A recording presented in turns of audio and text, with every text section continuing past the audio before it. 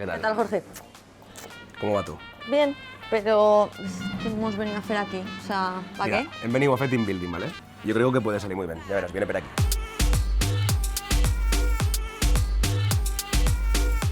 ¿Qué pasa, Xabre? ¿Qué tal, Jorge? ¿Cómo llegas? Ven, ¿y tú? Bien.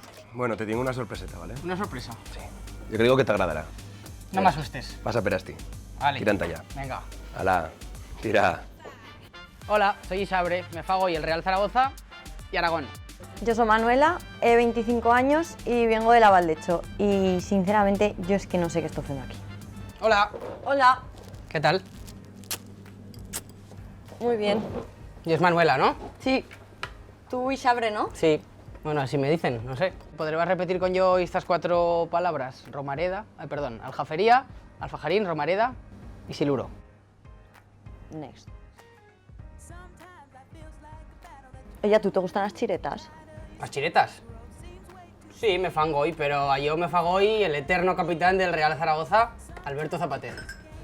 ¿Qué te paréis? ¿Puedo marchar? ¿Por qué vas a marchar? No marches. Agua. Hola. Gracias. Hola, sí, por favor. Que esto si no llego muy Taiwán no pasa. ¿Algo más? Nada más. ¿Qué toscal bella cosa?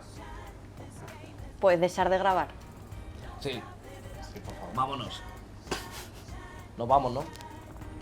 No, vale.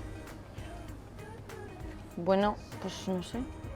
¿Qué tal las grabaciones? Pues las grabaciones bien, la verdad que bien, han ido bien. Bueno, he aprendido cosetas de Aragón, ¿eh? Mira, ¿sabes que el compromiso de Caspe va a estar en Caspe? Por lo de compromiso de Caspe, H no lo sabe, va. A ver, yo he pasado desde la Valdecho para esto. No, pero la Valdecho y aquí a la man, ¿eh? Yo he venido de Dublín, de propio, no más que tamincharme un bocadillo con virolla de peix. O sea, que para cuenta. Queréis tornar a Sabellé? Sí. No.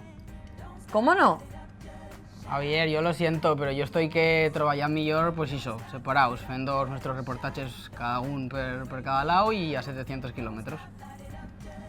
Bueno,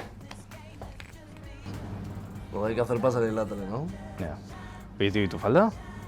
Tú eres el nuevo.